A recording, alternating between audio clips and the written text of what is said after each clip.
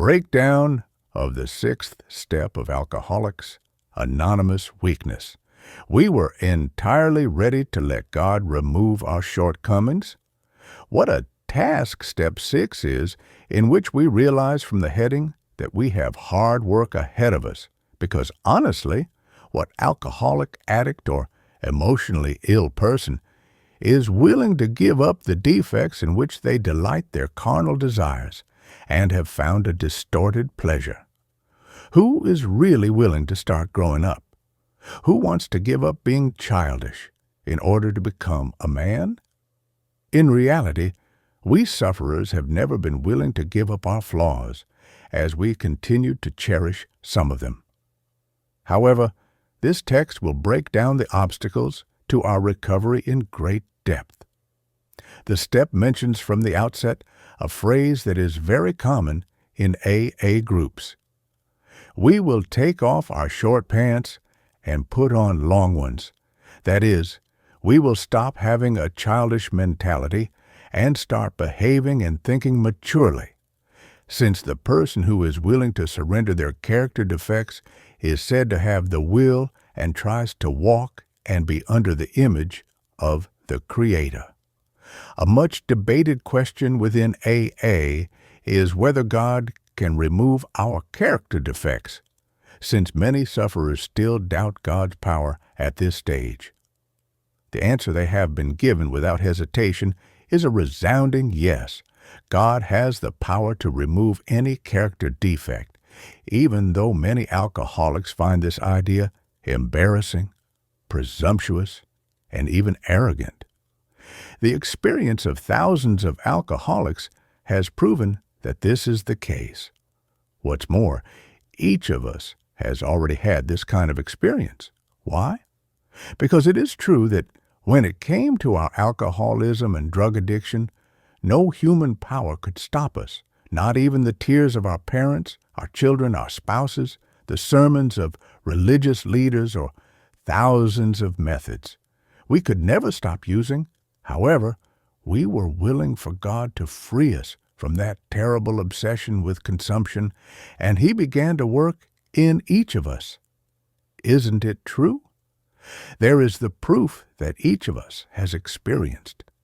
If He could do it with drinking, drugs, or some dependence on a person, why wouldn't He have the power to do it with a character defect?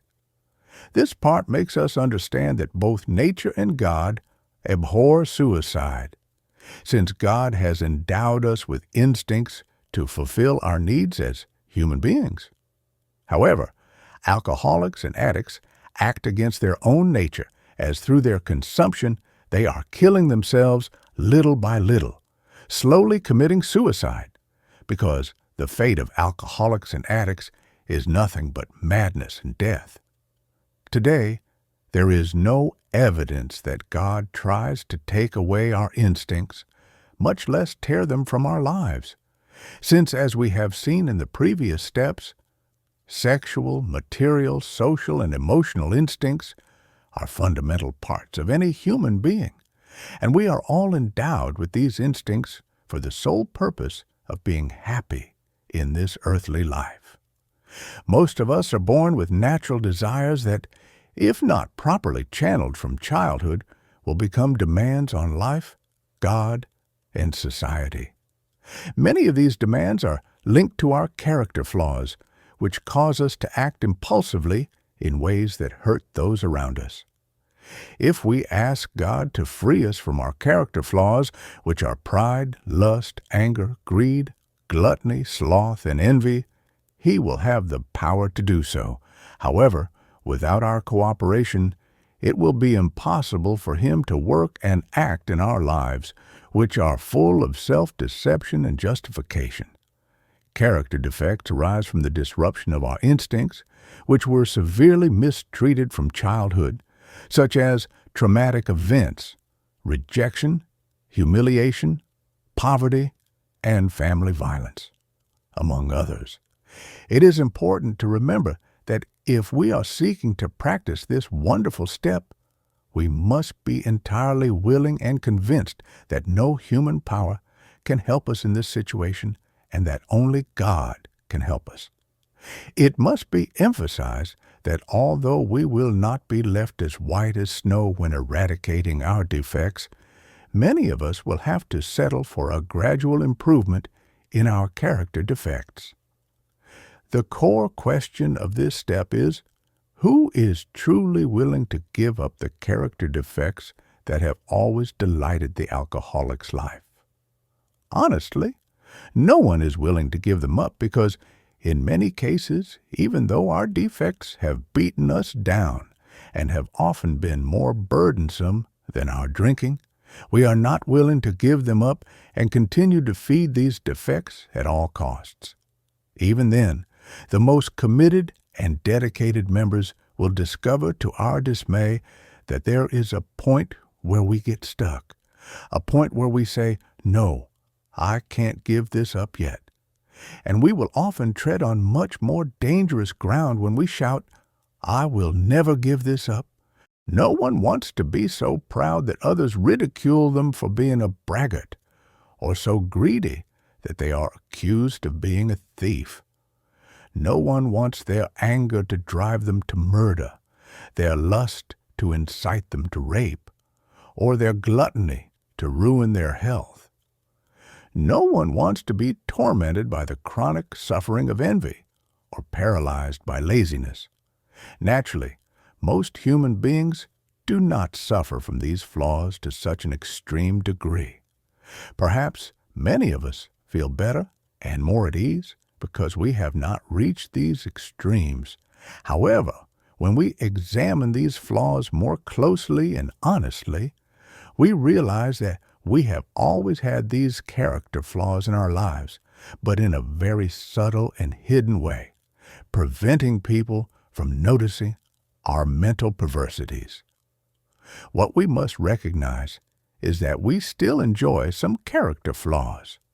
For example, pride can manifest itself in subtle ways, such as believing ourselves to be superior to others, while lust hides behind romanticism and romantic getaways when, deep down, we only want to satisfy our sexual instincts.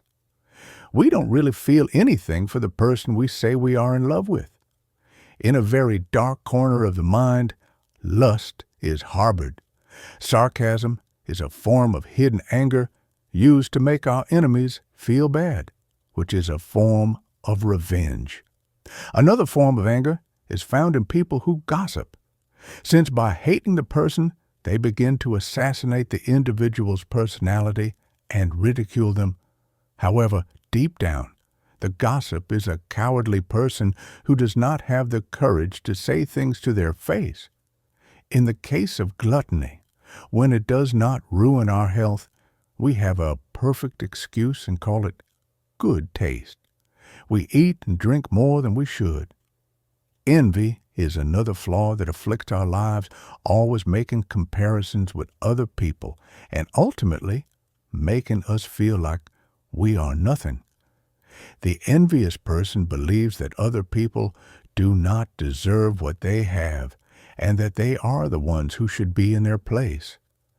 The envious person does not enjoy other people's achievements, but rather believes that life has been unfair to them by not giving them what they want financially, emotionally, and sexually. The envious person never lives peacefully. They are more aware of the lives of others than their own, as it is painful for them to realize that they are a failure in life, not because of others, but because of the decisions they have made in life. And finally, there is laziness, which causes us to always put things off until tomorrow.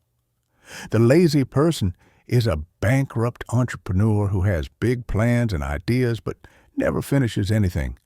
They are a person who stretches out their hand and is dependent not only financially, but also emotionally. They are an emotional parasite who lives off the emotions of others. The lazy person is dead while alive and always justifies their laziness with depression. This great lie that they have created helps them to feel sorry for themselves so that everyone will pity them and give them everything. The lazy person is really a hindrance to many people, including their own family. So, when examining and analyzing these flaws, we will have to admit that we would like to keep several of them and that deep down we do not want to let them go, since they give us the guideline to stay in a comfort zone in which everyone has a duty towards us to intelligently avoid our responsibility. This does not mean that we will achieve perfection or that we will be saints, as this would be completely impossible and utterly presumptuous, since we will fail on many occasions. However, we must always be entirely willing to surrender the flaw and start again. Thus, the difference between children and men is the difference between those who strive to achieve a goal set by themselves and those who aspire to achieve the perfect goal, which is God's goal.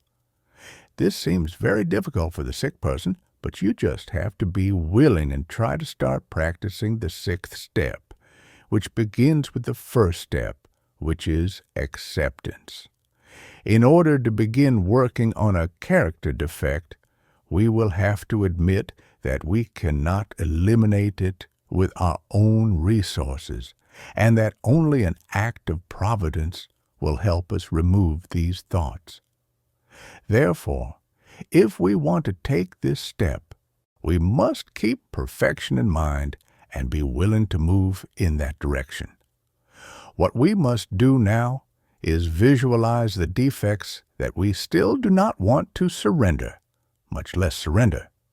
We may say to ourselves, "For now I do not want to surrender this defect," but when we say, "I will never surrender or give up this flaw," we are treading on very dangerous ground, since this thought can lead the alcoholic or addict back to consumption, because flaws, like alcohol, pursue us to the brink of madness and death. Let us remember that delay is dangerous and rebellion is fatal, as there is a self-deceptive pretext in the mind of an alcoholic, an expert in inventing excuses. The word delay can take on a meaning of the distant future. You may say, "How easy. Of course, I'm going to work my way toward perfection, but I don't see why I should rush. Perhaps I can put off dealing with some of my problems indefinitely." Of course, this will not work. This form of self-deception will have to follow the same path as many other pleasant justifications.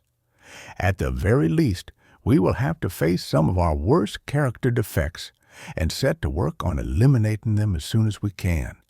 Bill W., 1985, page 66.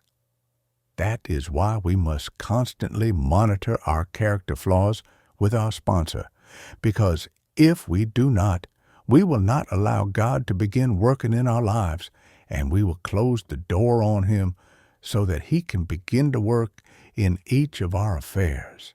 That is why it is important to practice this step, in which every person seeking spiritual and personal growth will have to submit to the pain it causes and no longer wallow in the flaws we like the most. Thank you for joining us on this spiritual journey toward recovery. If you have found value in our content and would like to continue exploring topics related to Alcoholics Anonymous and personal transformation, we invite you to subscribe to our channel. Don't forget to turn on notifications to receive alerts for our new videos. Together, we can build a community of support and hope. Until next time, and take care.